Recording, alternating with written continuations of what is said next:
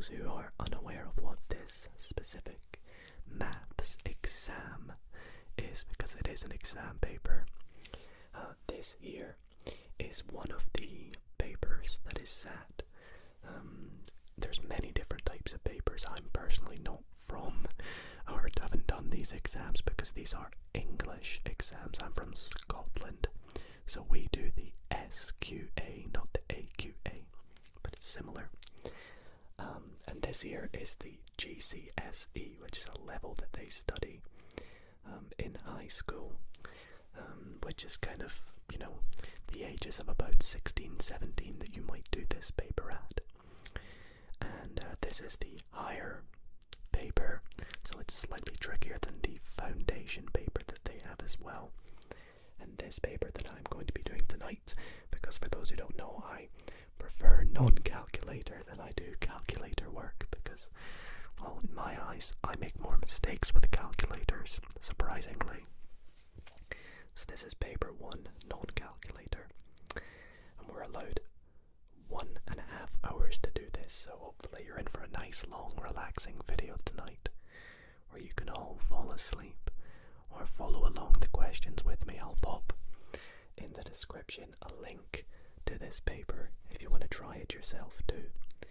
But I do hope that you all enjoyed tonight's video, and really quick before we get into it, I have a bit of a special announcement to make, and that is that I've opened my very own Dido ASMR Discord server.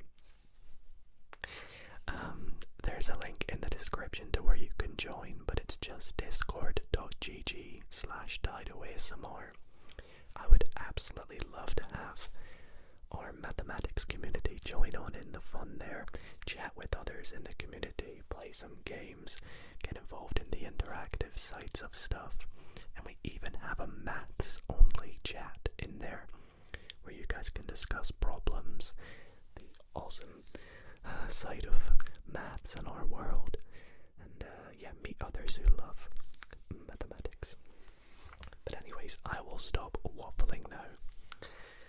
Let us get into the paper. So I thought I would go for a little bit of a different style today, and I have printed out today's paper, so it's going to feel like an actual exam here, and I'm going to be using my pen. I believe we're allowed to use, it says use black ink or ballpoint pen, draw diagrams in pencil. Whoops, well, I don't have a pencil, so hopefully I don't make any mistakes. And it seems like you can get marks for each question, but I won't be able to mark this. It's out of 80. Maybe one of you can mark it for me. Let me know if I get 80 out of 80. Fingers crossed, you'd hope I would. But let's fill this in. Now, I don't have a center number or a candidate number, but that's the perfect amount of letters for A, S, M, R. And that's perfect for maths, so we'll just pretend it's that. And then we have surname and forenames. Oh, maybe I should have made that ASMR maths. I guess I'll go with my actual first name, which is Duncan, for those who didn't know. And I'll put surname Dido as my alias, and I'll give it a little signature. Let's go Dido ASMR. That is awful, but it will do. Anyways, we're not here to fill in the front page. We're gonna get straight in to the very first question here. Now, exams are different everywhere in the world, but one thing I've noticed about this paper is it actually has some multiple choice answers, which is very nice, especially for maths. Leaves less room for error. So let's get started with question number 1, which says, which of these is the equation of a straight line? Circle your answer. Well, we all know, for those who don't know, straight lines, I've actually done a video on straight lines, you should definitely check it out, are always of the form, the y-axis, well, not always, but they can be, is equal to some sort of gradient times the x coordinate, and then plus or minus some sort of intercept. Now, when working with x, we never want to see an x squared or to the power of something, because that would be a quadratic. So, for example, it's not going to be this one. It's not going to be this one. These are all quadratics, and it won't be y equals 6 divided by x either. It will indeed be y equals x minus 6. And, that'll look something like, minus 6 down here. It'll look something like that, probably. The straight line, if I was to guess. Anyways, next question. Question number 2. What is 0.28 as a fraction of 0.8? Circle your answer so we get a bunch of answers here. So we could actually work this in reverse if we wanted to, but for 0.28 as a fraction of 0.8, well, that just means it's the same as 0.28 divided by 0.8. However, that's not the easiest thing to do, is it? So what we want to do here is multiply the top and bottom by 100 maybe, just to make it slightly easier for us to simplify. So this would give us 280 over 80, and I think I've actually done these the wrong way around. Oh no, sorry, this is going to be 800, that's why. Because 0.8 times 100 will give, oh, no you won't, you're going to get 28 over, sorry, it's late at the time I'm doing this, 28 over 80. I'm very, very sorry. I'm filming this at like 2 a.m. almost, so 28 over 80, and then all we have to do is simplify that. So we can kind of see it's probably going to have a fraction of 2 or 7. 7 goes into 28 4 times, and 4 goes into 80 20 times. So that simplifies to 7 over 20 when dividing by 4. So our answer is going to be 7 over 20. Now, I haven't looked over this paper beforehand, so hopefully I don't make any mistakes. Sometimes in these videos I like to, look over things just so there's nothing that I struggle with. I apologize about that slight error there, it's bugging me. Circle the calculation that increases 240 by 7.5%. So the best thing to do here is work out what 7.5% is as a decimal, because as you can see they all work with decimals here. Now when we increase by a percentage, we are multiplying by 100 plus the extra percentage. It's because we are multiplying it by what it currently is plus that little bit extra. So what is 7.5% as 100, or as a decimal? Well, the term percent literally means per 100. So 7.5 per 100 that's what it looks like as a fraction. So divided by 100 gives us 0.075.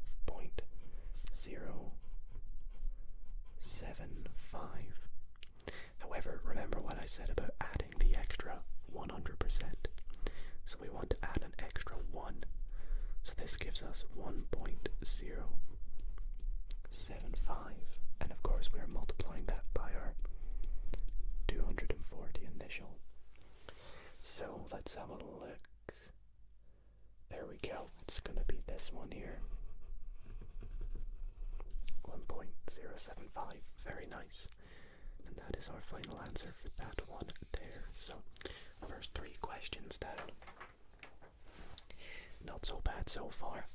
there are a lot of questions in here, so the next one we have here, a little bit of geometry. Sorry, I realized you guys can't see this. Move this back down. We have two triangles, both right angled, and it says circle the reason why the triangles are congruent.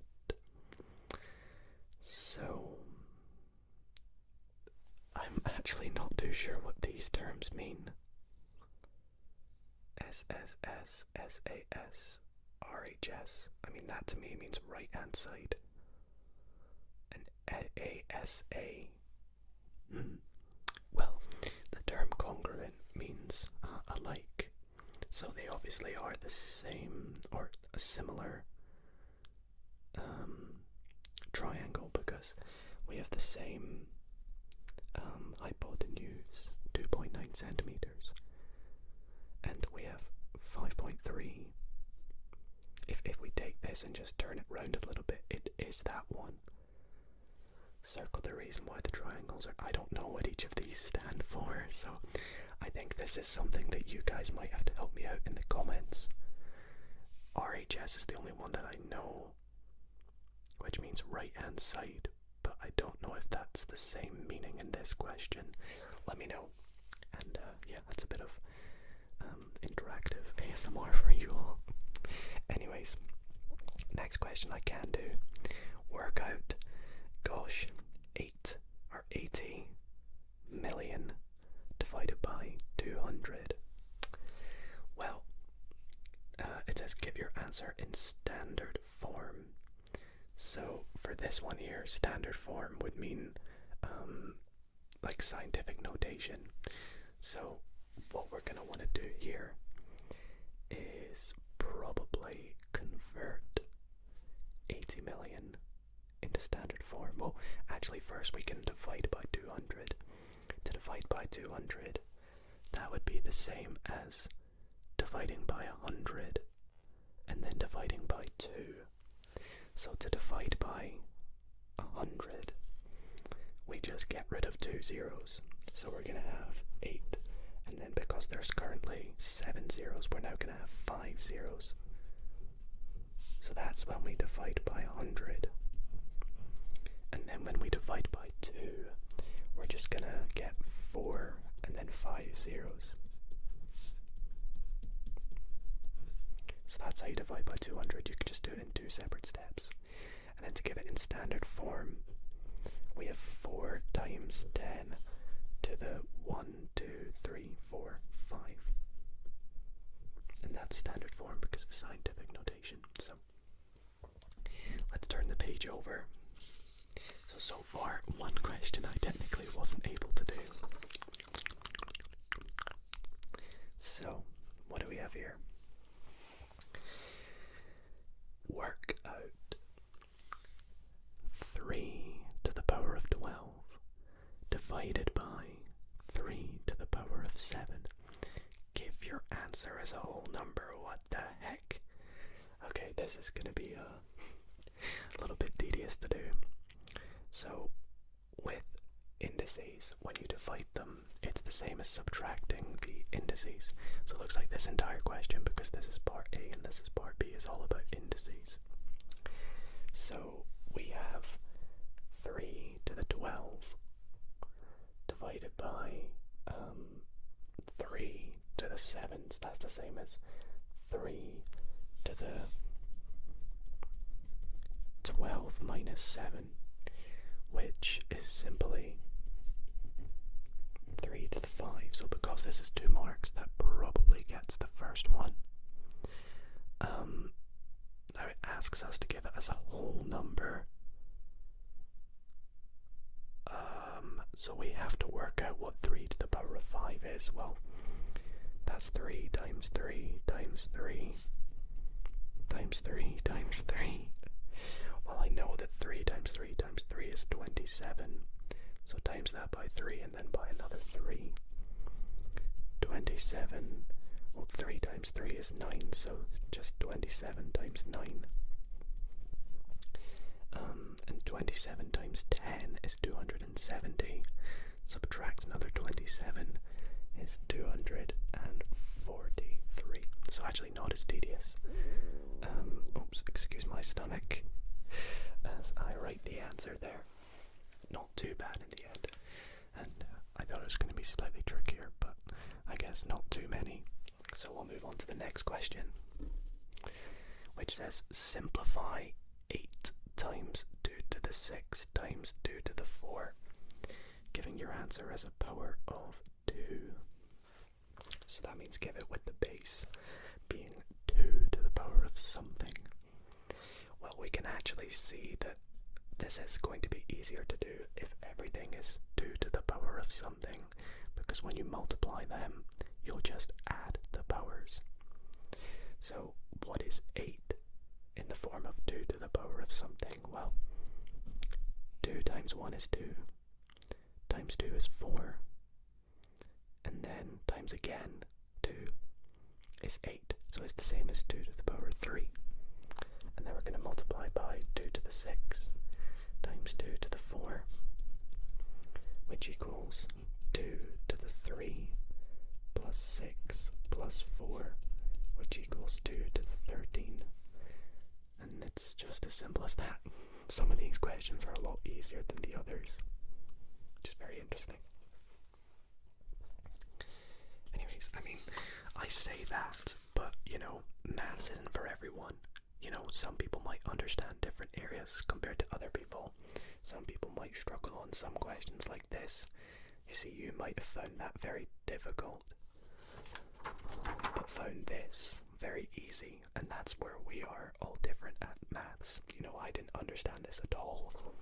I mean, I know what congruent means. They are congruent, and I know they are, but I just don't understand these things here. Lucky guess, I would just go for RHS because it's the one I know, but moving on. Ooh, we have a Venn diagram. Love me some Venn diagrams. And oh boy, this looks interesting. Okay, so what do we have? We have, in a group of 98 students, 25 study both art and French, 10 study art but do not study French, and 41 study French. Joel draws this Venn diagram to represent the information where, gosh, what's that symbol called again? Oh my goodness, I forget. It's not mu, it's not epsilon. Oh, I completely forget. Is the group, it's a sample space basically of 98 students. I mean, does that even add up to 98? Well, there's an extra 48 that don't study anything.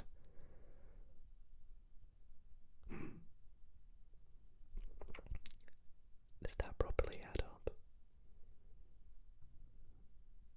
I'm not sure if it does. A, the students who study art, and F are the students who study French. Make 2 criticisms about the diagram. Well, there are lots of things we could say about it. The main thing that stands out to me is that it doesn't actually add up. The sample space is supposedly 98 students, which means there's a total of 98 students. But as you can see, 25 study both art and French, 10 study art but do not study French, and 41 study French. So there are a total of 41 plus 10, which is 51, plus 48, which is 99, but it says there's 98 students. So my first criticism would be, I don't know how I'd word it, I'll just say like, it doesn't add up correctly. I literally can't think of the best way to word this. It's just mathematically incorrect. And then my second criticism, well, straight away, just looking at this as someone who has been given labels, it would be nice if it was labeled. If the diagram had labels, for example, the students who study art are A, it'd be nice for them to say that this is A, for example, and that this is F, and maybe give it a title, a description, whatever. So I would just say no labels, hard to read. I'll just say interpret. But my main criticism is it doesn't add up. It's quite funny. Oh boy, okay. What do we have for this next question? Let's take a look here. So this is question number 8. Again, I have no idea how many questions there are. So I don't know how long this will take us, but in a week, Samir is paid a basic hourly rate for the first 30 hours worked, and then an overtime hourly rate for any extra hours. Usually overtime is more, so the graph shows his pay for working up to 40 hours a week. So that's the hours worked up to 40, and that's how much his pay is. Okay, so actually the question is going to be on this bit here. Whoops. So let me kind of move this to the side.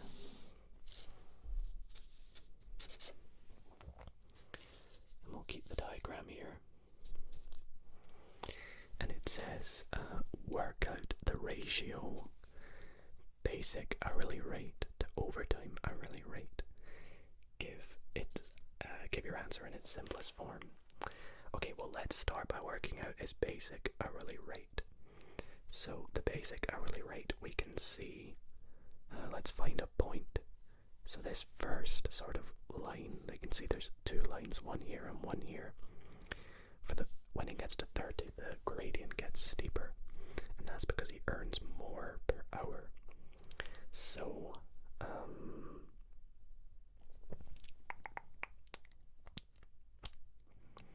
let's work out his I think actually what we're going to want to do is work out the gradient for each one. So let's work out the gradient for this one here. So what we're going to do is actually take 2 points. Let's take this point here and this point here. They're going to be easy to work with. So the first one is going to be 10, 150. And the second point is going to be 20, 300. And we'll pick this point here and this point here for his overtime, which is going to be 3450 and 4700, because what we're going to do is compare the gradients, and that's going to give us his hourly rate, basically. So his basic hourly rate is going to be 300, and this is just the basic gradient formula, minus 150 divided by 20 minus 10. Now I'm kind of running out of space here, but we can see that's just 150 over 10, which is 15. And his overtime hourly rate is going to be equal to 700 minus 450 divided by 40 over, or 40 subtract 30, which is going to be 250 over 10. So as expected, he earns more per hour, which is 25. So his basic hourly rate is 15, and his overtime is 25. And I think writing it like that is all we need to do for the question. I'm just having another read. I think that's fine. Yep. Okay, so let's move that. center this up again.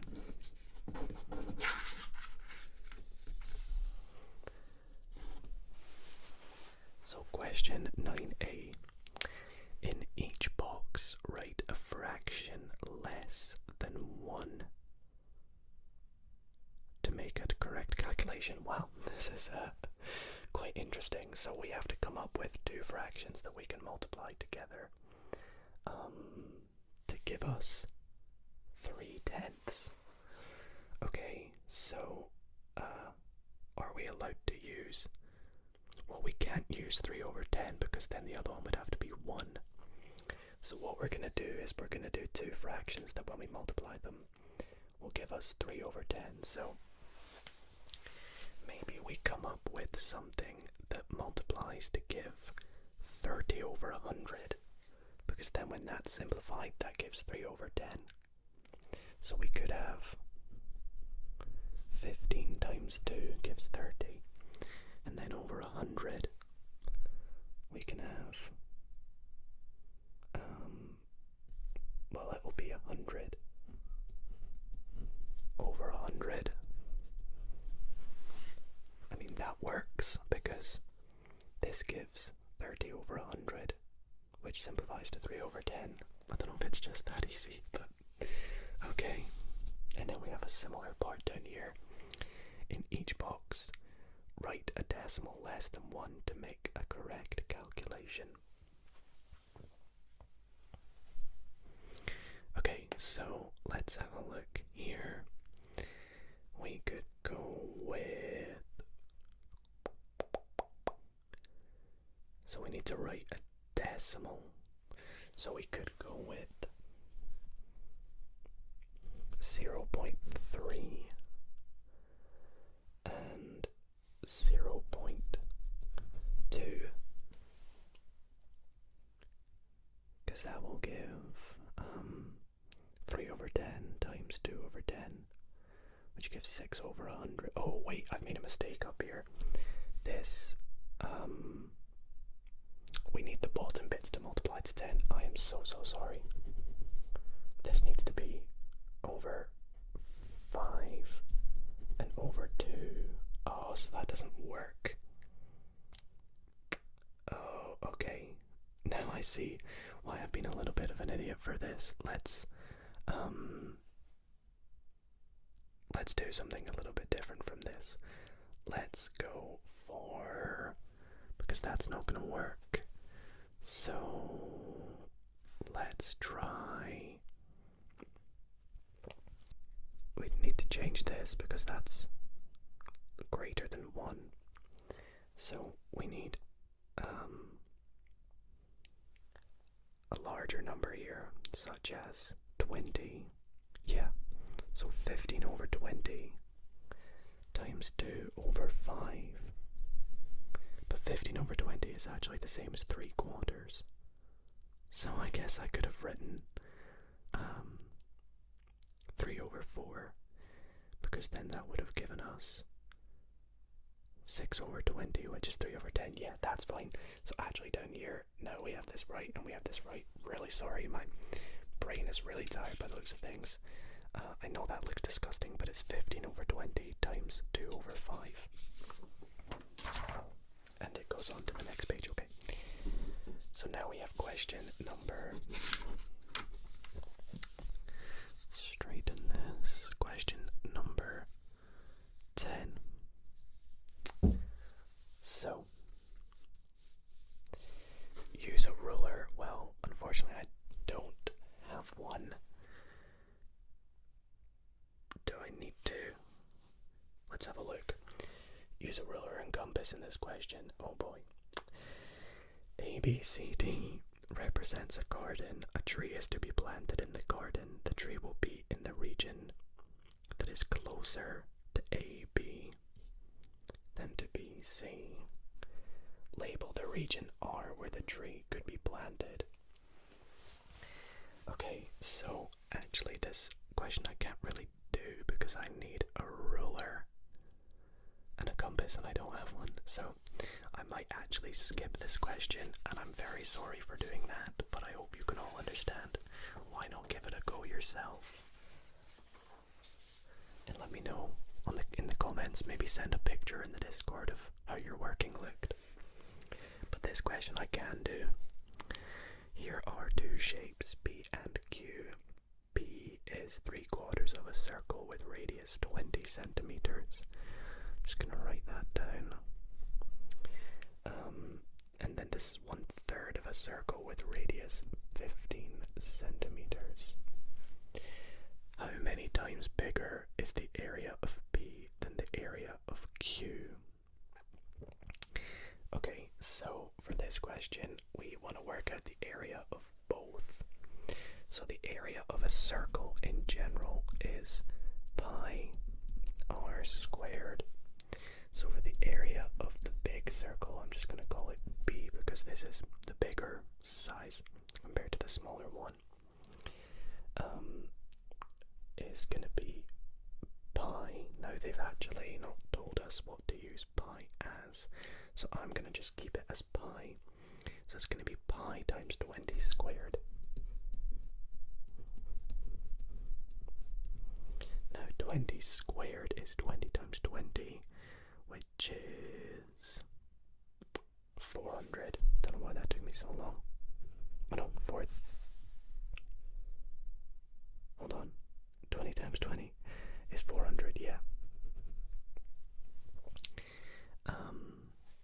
And the area of the smaller circle. Oh, I should note that this is multiplied by 3/4 because it's 3/4 of the circle. So to do that, we are multiplying by 3/4, and to do that, you divide by the bottom times by the top. So we're basically doing 400 divided by 4, which is 100, multiplied by 3, which is 300. But you can kind of see 3/4 of 400 is just 300. So now the smaller one, we have pi times 15 squared, and I guess this time I'll keep in the times a third, and this is pi units squared. I should just note that. So 15 squared, 15 times 15 is 150. 15 times 15 times 10 is 150. 15 times 5 is 75, so it's 225 times a third, which equals so a third of that this time is just 75, I believe. I think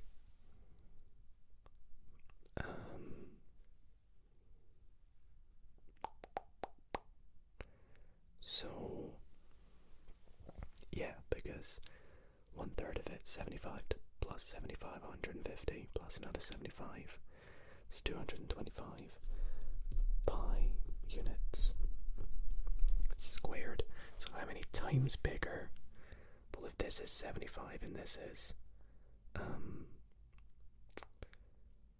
300, it is 4 times bigger because 75 goes into 300 4 times. Okay, that was a pretty nice question. My working probably wasn't the nicest, and I do apologise for that. I'll stop using the tiredness excuse. Let's crack on with this. So in a game, 2 bags A and B contain cards. Each card is marked yes or no. The table shows the number and the table shows the number of each type of card in the bags. Bag A, there's 3 yes and 2 no. Am I right with that? In a game, 2 bags contain cards. Each card is marked yes or no. Table knows the number of each type. Okay, yeah, so in bag A there's 3 yes and 2 no. In bag B there's 1 yes and 9 no. In a game, a player picks 1 card at random from each bag. The cards are put back into the bags. Complete the diagram. So bag A So it wants us to complete the probability of each thing. So this is from bag A. Now, how are they wanting us to do this? So the probability that a yes is picked from bag A is 3 over 5. So I can make out the lines that they want us to write on. So this is 3 out of 5. Because there's 3 yeses and 5 total cards. The probability it's a no is 2 over 5.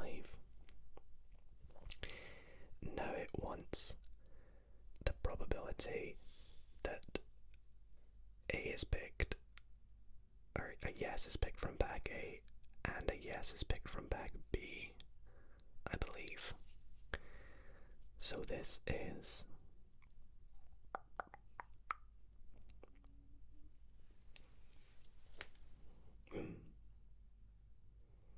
well, it doesn't make a difference. What you pick from bag A to what happens when you pick on bag B. So it's going to be, for a yes, 1 out of 10, and then 9 out of 10, and then yes, 1 out of 10, and 9 out of 10, because the events are independent. You know, it doesn't affect what happens when you pick out of bag B from what you pick from bag A. It's pretty simple. Anyways, after that little mind blank there, on to 12B. Oh, do I need to bring it back actually? I don't know. I'm gonna bring it back. Just in case.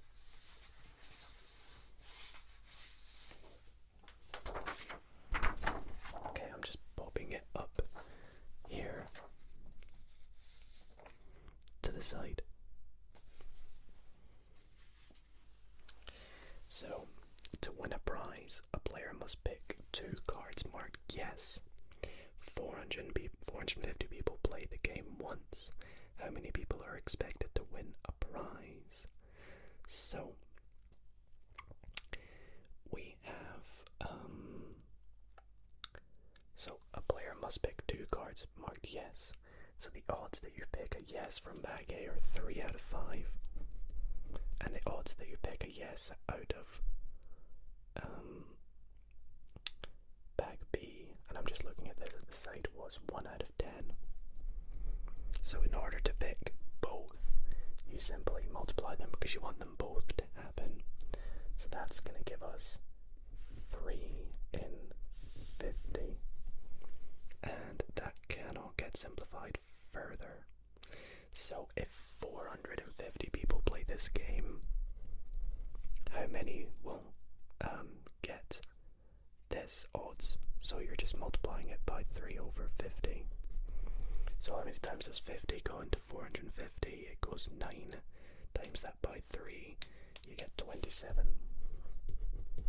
So our answer, 27 people. Okay. Probability is quite tricky, so I'm going slow to try and make sure I don't make mistakes with that question, and I can finally get rid of this as we're on to another question.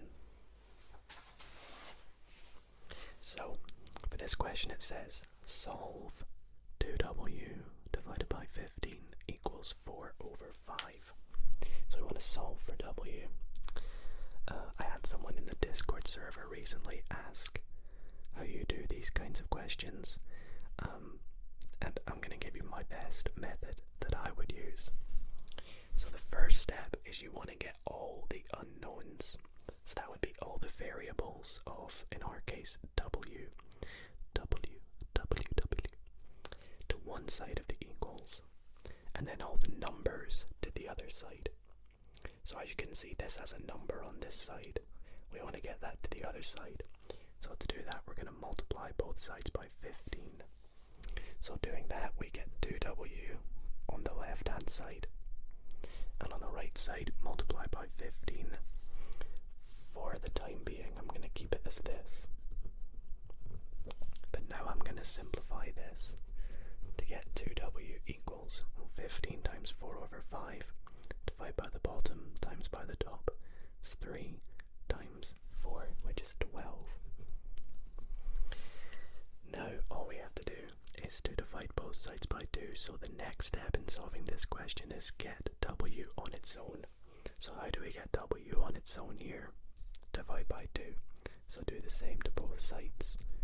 We get W equals 6.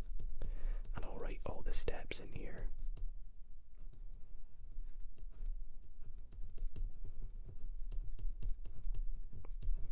So you can see what's going on in this question. So we get W is equal to 6.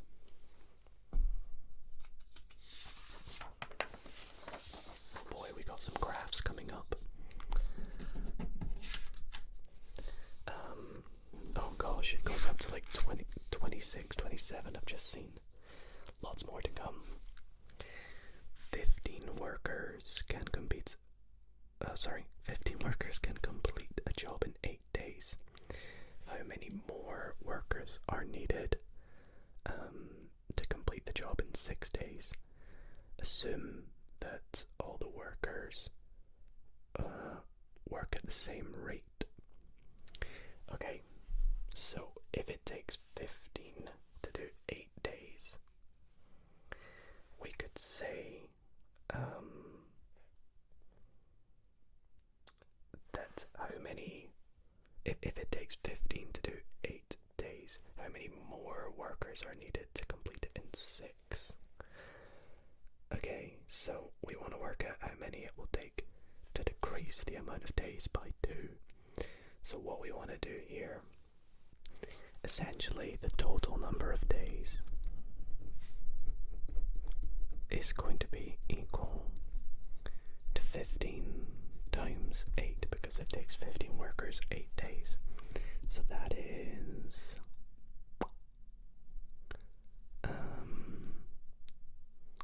15 times 2 is 30.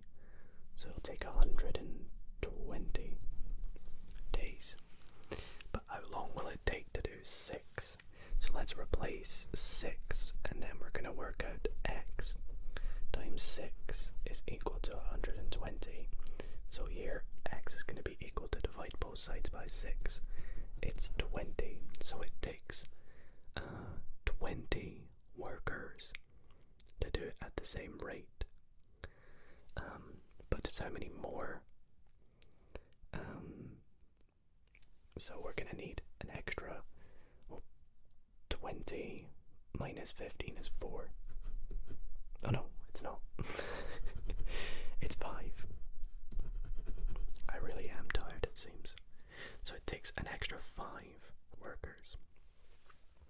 Okay, so question 15. The cross-section of a prism has n sides. Circle the expression for the number of faces of the prism. Okay, so if it has n sides, the face of the prism is going to have, well, a prism is essentially, this would be like a triangular prism. So it has, for example, 1, 2, 3, 4, 5 faces and sides. It has 1, 2, 3, 4, 5, 6, 7, 8, 9. Then if we look at a cylinder, for example, it has 3 and it has 2. So we can see it's going to be n plus 2. And that's that. So on to the first question that looks a little bit... Actually, no, we did one of these kind of earlier, didn't we? So circle the letter of the possible sketch of the graph y equals x cubed minus 4. So for these questions, because it's x cubed, our graph graph is going to look kind of like the tan graph almost. You know, it's going to be one of these ones.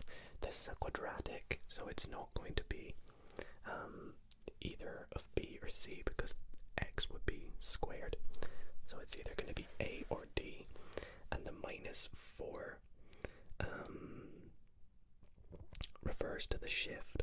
So the shift is by 4, and that means therefore it is going to be A.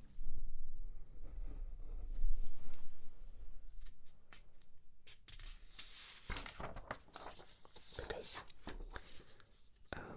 the minus means it's shifted down by 4, and that's shifted up by 4.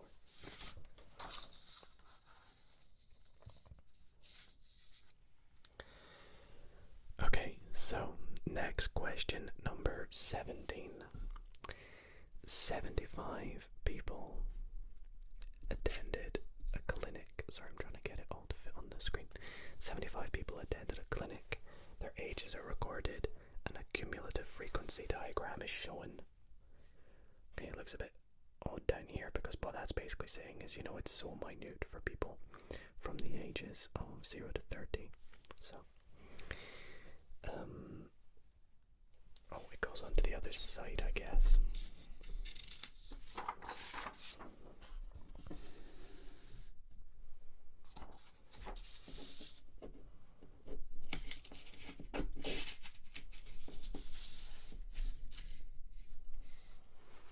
Okay, so a nurse makes a statement about the ages of the people at the clinic. He says, more than twice as many people in their 60s as in their 50s. So the nurse is saying that there are more than twice as many people in their 60s than there are in their 50s. And we can see age in their 50s. The cumulative frequency goes from... Can I make that out? Hold on, I need to actually move my face into the paper.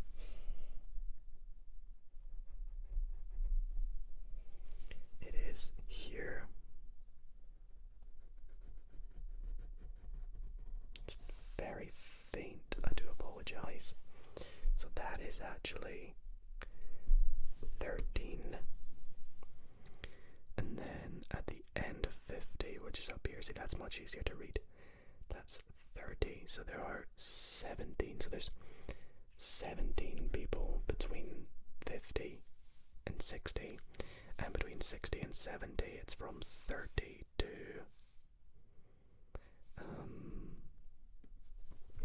where is that now? I think it's 66, I want to say. So that's gonna be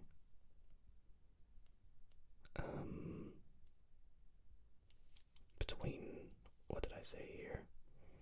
30, so it's 36 people in their 60s. So there are 36 people in their 60s and 17 for the 50s. So more than twice as many people are in their 60s and their 50s. So more than twice, well, twice of 17 is 34. So that is correct. And it actually asks me to show my working. Oops. Well, what I would say is in 50s is equal to basically what I did here, which was 30 minus 13,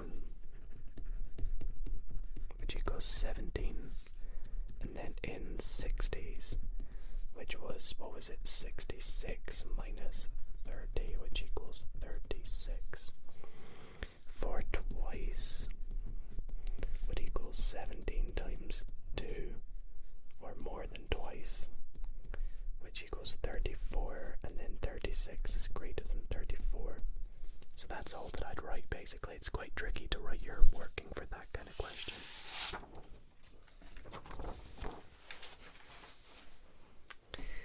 Okay, I'm kind of glad that one's done. You know, it's just a bit of reading a graph. It's quite easy, but it's complicated to show working for that without just explaining it. Luckily for me, I get to explain it.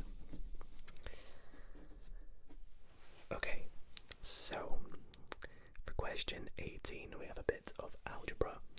It says 12x cubed plus 7x squared plus 3x minus 10 is equivalent to 2 multiplied by ax cubed plus x squared plus 2x minus 5 plus x times bx plus c.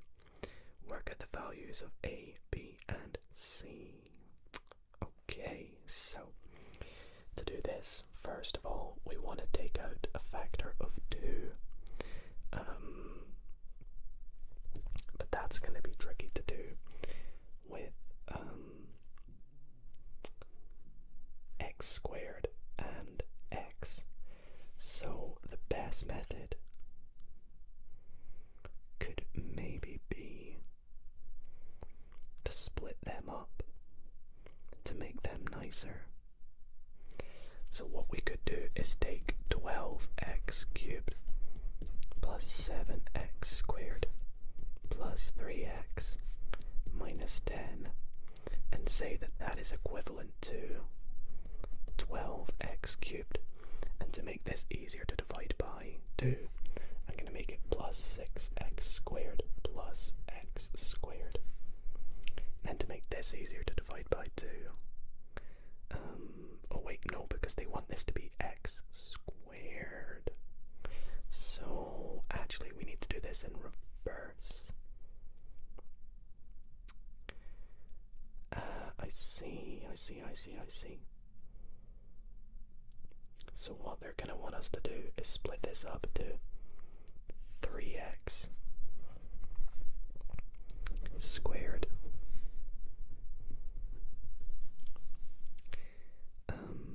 or sorry, 2x squared. I've made an absolute mess. Let me write this on a new line. So basically, what's going on here is because we're taking out 2, the x cubed doesn't really matter, so we're going to keep that as 12x cubed. But in order to get x squared in the bracket, we want to, when we multiply this to give 2x squared, so we're going to have plus 2x squared. And then to get 2x, we're going to want plus 4x. And then to get minus 5, we're going to want minus 10. And then what's left over, let's just do like a little dotted line. Left over is 5x squared. And to get 4x, am I being an idiot? I need 3x. So I need minus x. I think. So I believe that's what we need, because that there, I'm going to put a little plus there because that's what we need in order to get the same as this.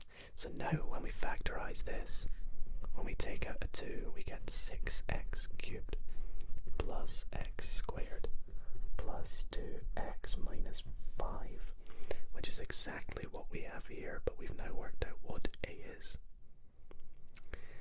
And then in the next bit we have plus, and when we take out x as a factor here, we have 5x minus 1. So now matching up our letters, we have a is 6, b is 5, and c is minus 1. Okay, that's going to be a little second. Some of these questions are really new to me because although I've done this kind of stuff, I've never done a question of this form. So it was interesting for me to, I really liked that actually. That was quite fun.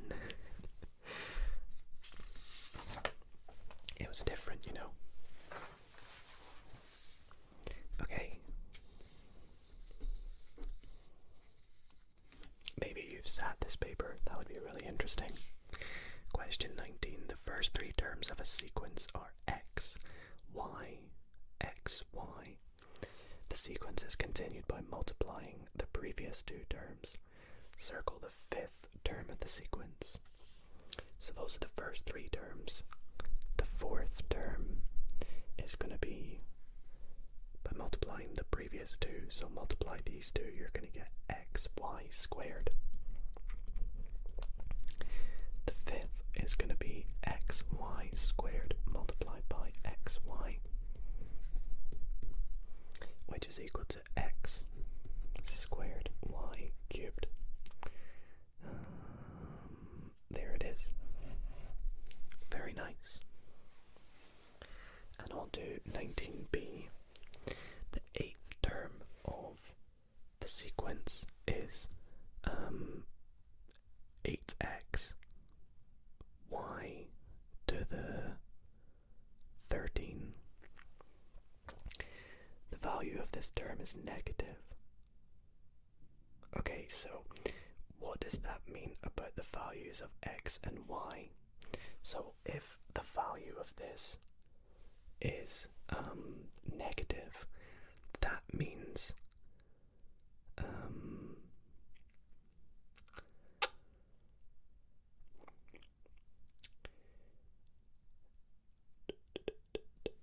x could be either. We have to take one box for each row. Okay, so x could be positive, could be negative, could be either, but x could be either, and y must be negative. If y is negative, x can be anything, because this will give us a negative value, whereas this will always give us a positive value, because it's to an even power.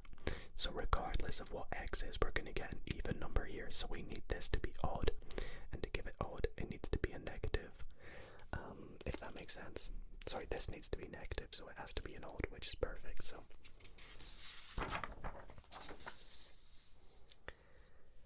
rearrange y equals 5x plus 9 divided by x to make x the subject. Okay, so I like these questions. I haven't done them in quite a little while, but what we must do here is basically start by taking the x over to the other side. So we get xy is equal to 5x plus 9. And then what we must do is take the x over. So we get xy minus 5x is equal to 9. And then what we must do is divide both sides by y to get it. So what we could do is take out a factor of x, because that will give us y minus 5 equals 9. And now we can divide by the y. So we get x is equal to 9 divided by y minus 5. And there we go. So let's write our answer. X is equal to 9 divided by y minus 5. Nice and easy.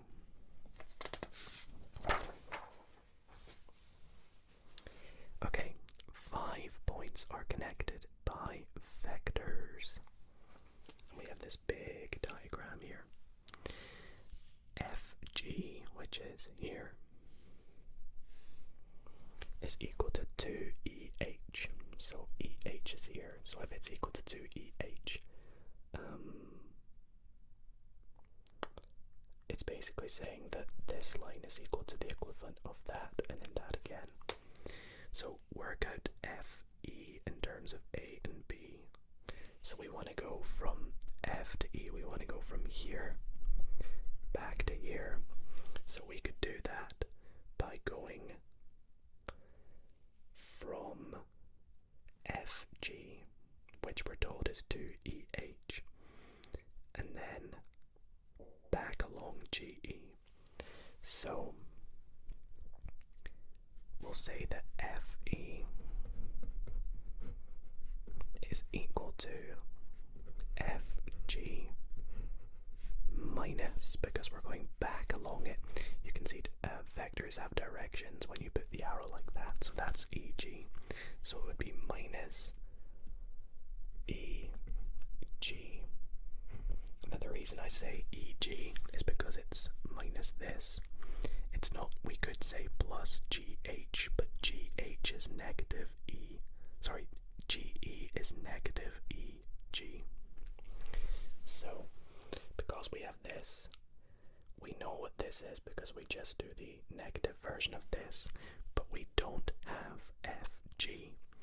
However, we're told FG is 2EH, and unfortunately for us, we don't have EH either. However, we can work out EH. EH, we can do a similar thing here, is ED plus DH.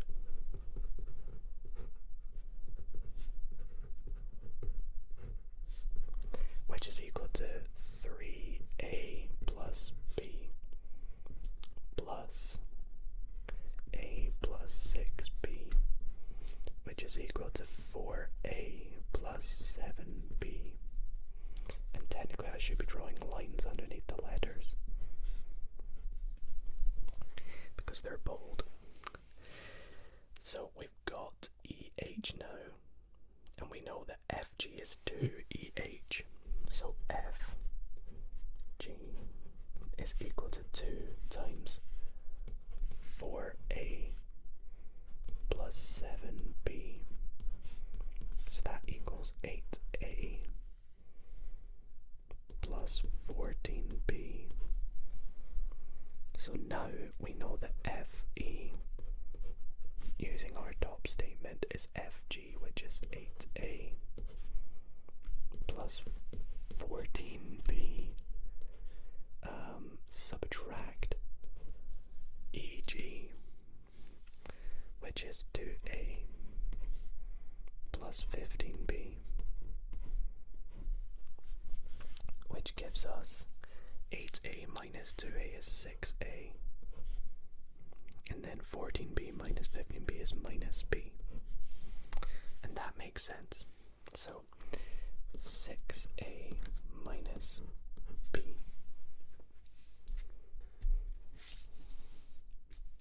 There we go. That was pretty good, and that's out of 4. So I'm guessing when these kind of questions come up, they're quite good for marks.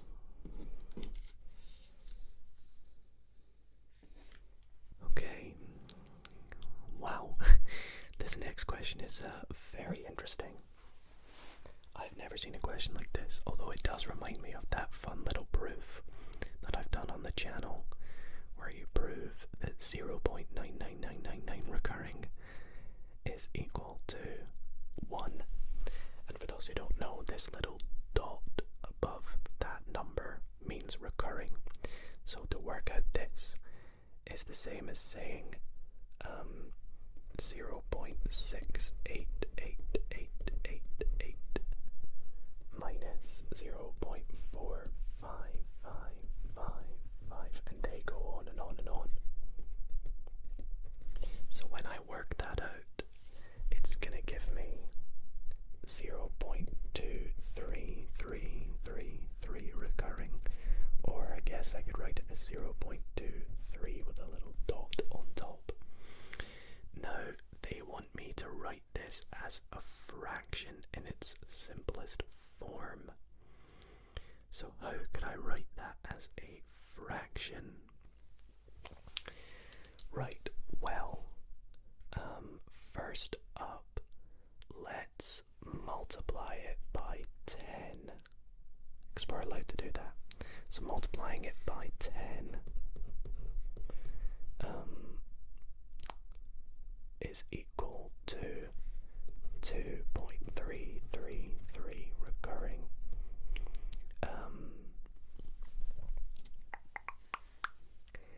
And what we could do here,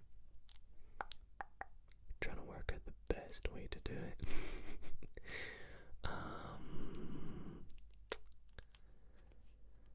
Oh, I think what we can do, I've got it. So we could say that if we let this equal x, we could say that 10x is equal to that.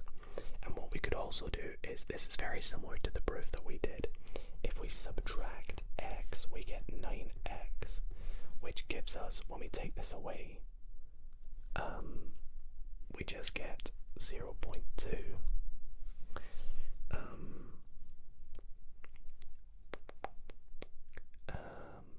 Well, no, minus x is 0. We'll get that basically. So therefore 9x is equal to 2.1, because when you take that away, because this is what x is, when you take it away from that, you're going to get 0.23 recurring, and you take that away from this, you get 2.1.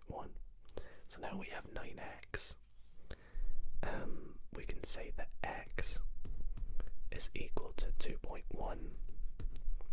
over 9, and that's us just simplifying that. However, that's not really nice. We don't like a decimal over a whole number, so we can say that's 21 over 90, and I've just multiplied the top and bottom by 10, and we could just leave it like that, or we could simplify it, and that simplifies to 7 goes into that, and oh no, sorry, 3 goes into 7 goes in 3 goes into that 7 times, and 3 will go into that 30 times, so 3 over 30.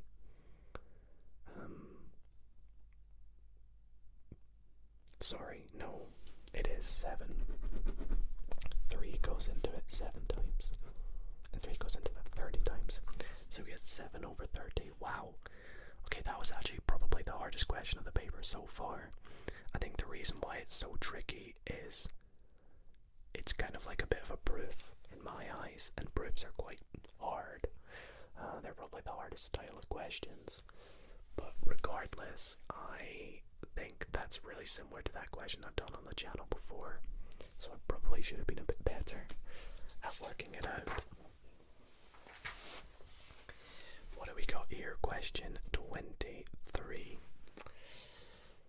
On the grid, it wants us to identify the region represented by x is greater than 3, y is greater than 1, and x plus y is less than or equal to 7. Label the region R.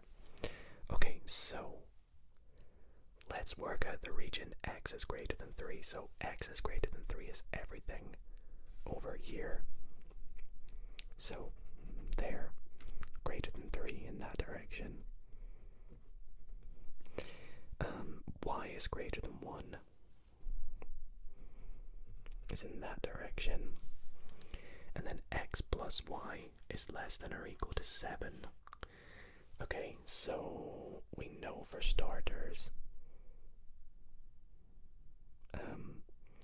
x plus y, so 3 plus 1 is not, or so it needs to be less than or equal to 7. So let's look at each point individually. X is 3 here, and 1, that is less than 7. 4, 1, that's valid, because that gives 5. 5, 1 is 6, so that's valid, and then 6 plus 1, that's valid. So all these points are valid, so this region is allowed. Next, 2 plus 3 is 5, that's allowed. 3 plus 3 is allowed because that's 6, this is allowed. 4 plus 3. Then we have 4 plus 2 is allowed because that's 6. Then we have 4 plus 3 is 7, that's allowed. But 4 plus 4 is not allowed. Then 5 plus 2 is 7, that's allowed. 6 plus 2 is not allowed. So the region is this space in here. So if I had a ruler, this would be much better, but I'm going to draw a dotted line here. And because y must be less than 1,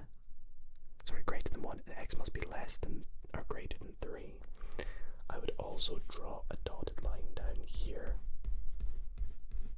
And I'm going to draw a solid line going down here and down here. And this here is our region R. Pretty nice.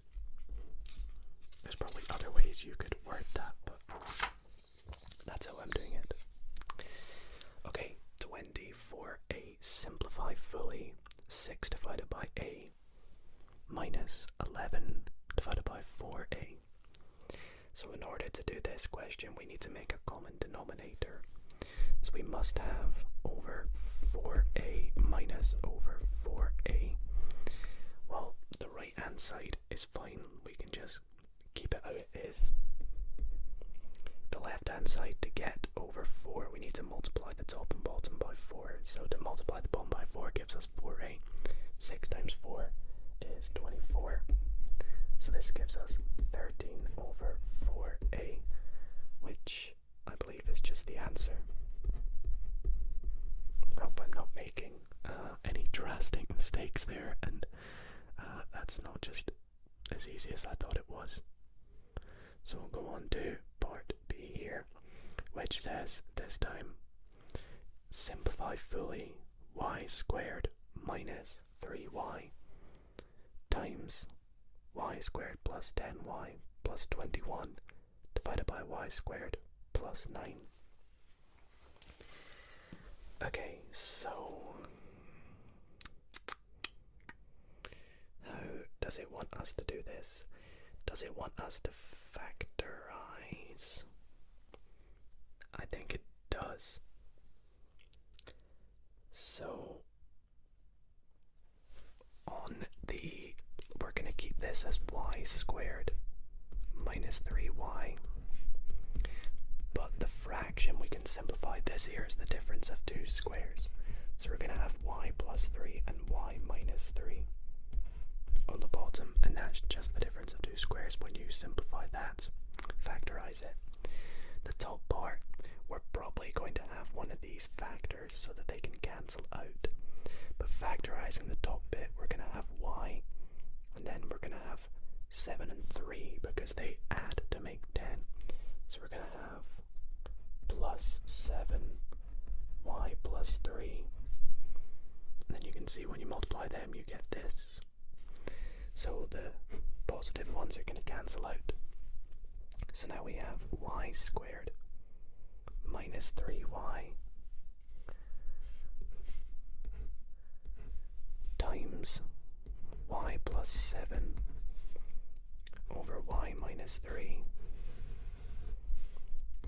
And I am going to expand that.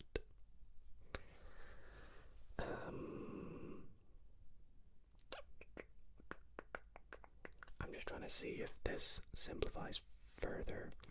We can take out a factor of y, I guess. You could say y minus 3, y plus 7, yeah, so now it's over y minus 3, which we could put in brackets. They're going to cancel out, so we're going to be left with y plus 7, and that is going to be our final answer. Okay.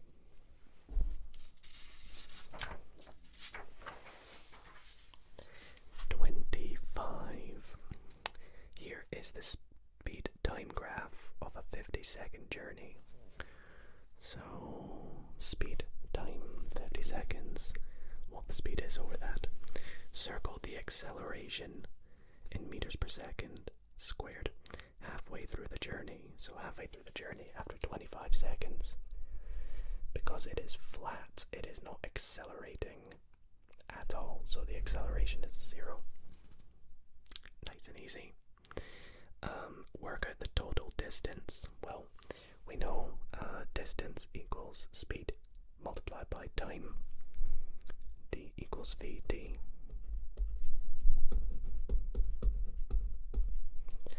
So we're going to split this up into easier bits for us to work out because the area is equal to the distance, and we can just work out the area under the line, or the area of the graph. So we have two triangles which are actually identical, so we could almost take this and just pop it over here. And you can see we've got 10 times 20. So we've got 10, I don't know why I wrote it like that, times 20. Plus, and then this is 30 times 20. Okay, so that gives 200 plus 600, which is 800. And it's in meters. Oh, it tells us that though. Okay. That was a nice question. Almost very different from some of the questions we've done so far. So, moving on to 26. Zoe and Amy are playing a board game. They each have one disc and take turns to roll a fair ordinary die. 6 sides, I'd assume. The player moves their disc clockwise, the number of spaces shown on the die. The winner is the first player whose disc is on home at the end of a turn. Okay, it's a very basic game. Work out the probability that Zoe wins with her next 2 turns. Okay, so we're wanting to work out the probability that Zoe gets a 3. Or she could get because they only have 1 die. So basically, on her next 2 turns, so for it to happen on 1 turn, Zoe needs to roll the probability of a 3, which is 1 in 6. In 2 turns. I like this question. So for her to get it in 2 turns, she needs to roll a 3 basically, because there's 1, 2, 3, 4, 5, 6, 7, 8, 9, 10, 11, 12, 13, 14, 15 that she'd have to get, and you can't do that with 2 turns. So she has to roll a 3 within 2 turns. So you can either do that by rolling a 1 then a 2. So we'll say a 1, and then we'll just say comma 2. Or the probability of rolling a 2 and then a 1. And that is going to be 1 over 6 times 1 over 6, which is equal to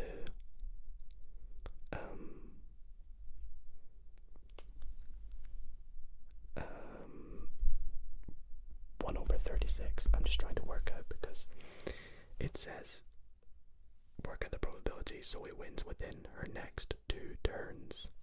So the total probability is going to be 1 over 36 plus another 1 over 36, because she could do it on either turn, plus 1 over 6, which is equal to 2 over 36 plus, and then converting this to 36, we're multiplying by 6, so it's 6 over 36, which gives us 8 over 36 as our probability. And obviously that simplifies to 4 over 18, which is then 2 over 9.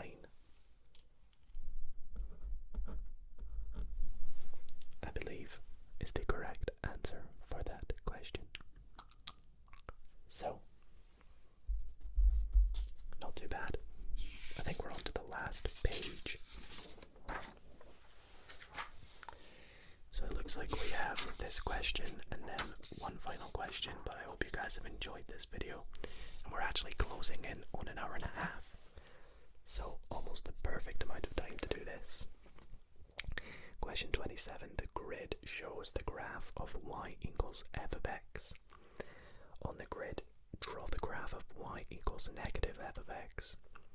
So when transforming graphs, if you have a negative at the front, you're basically flipping it about the x-axis. If it was in the bracket, you'd be flipping it about the y. So here what we've got to do is map each point that is recognizable at least to its opposite side. So I'm going to have to move my face into the paper again to do this because I can't see what this point here is.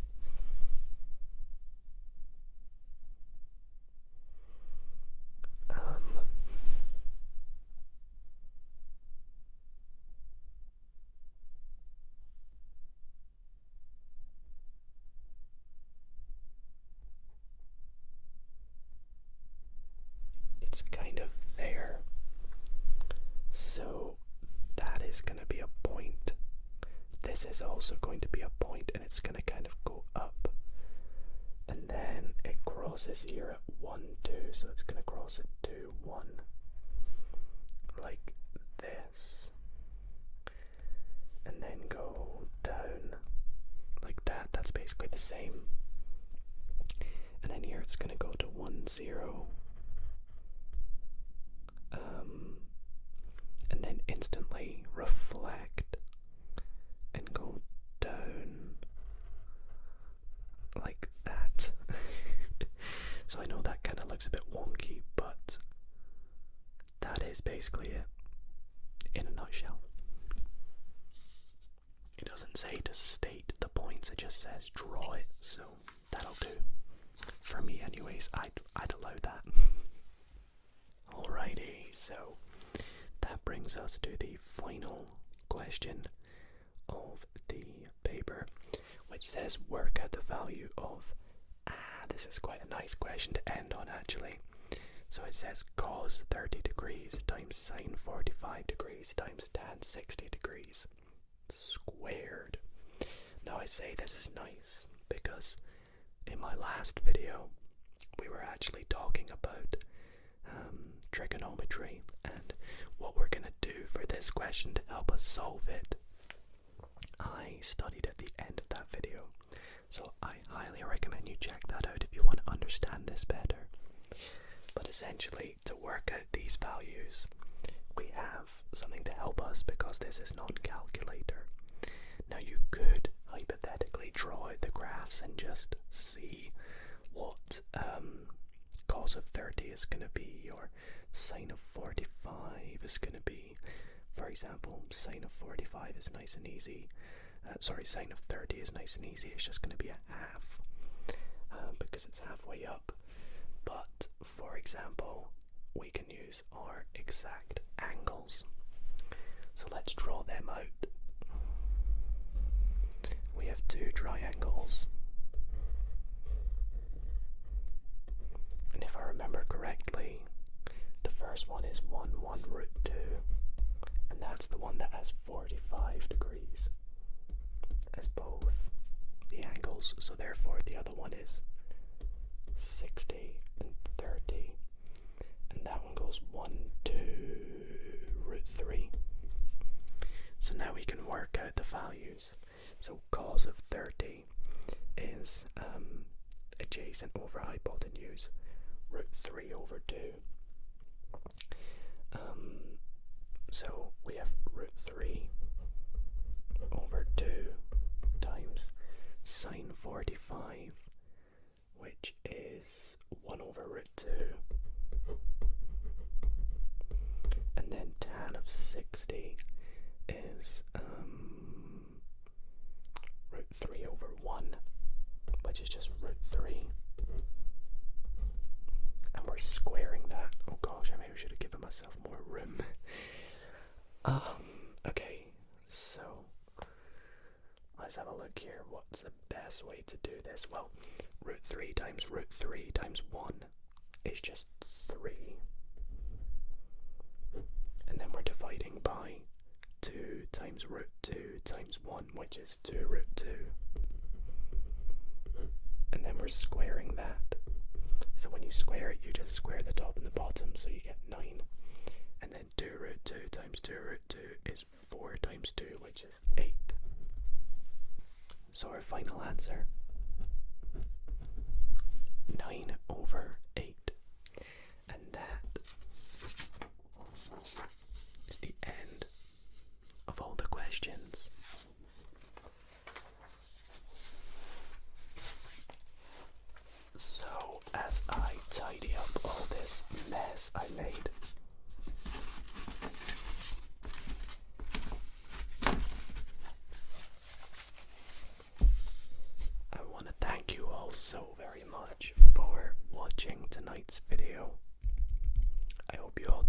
I again apologise about the questions that I didn't attempt because I either couldn't do them physically or I genuinely didn't know. Please someone let me know about that one that I didn't know in the comments, and I hope I've not made any mistakes, but if I have, I'll clear them up in the comments when editing. But I appreciate you all watching. Don't forget to join our Discord server with the link in the description down below. And other than that, I appreciate you all so much for watching. Hope you enjoyed. Hope you found it nice and relaxing. Sleep well, everybody, and good night.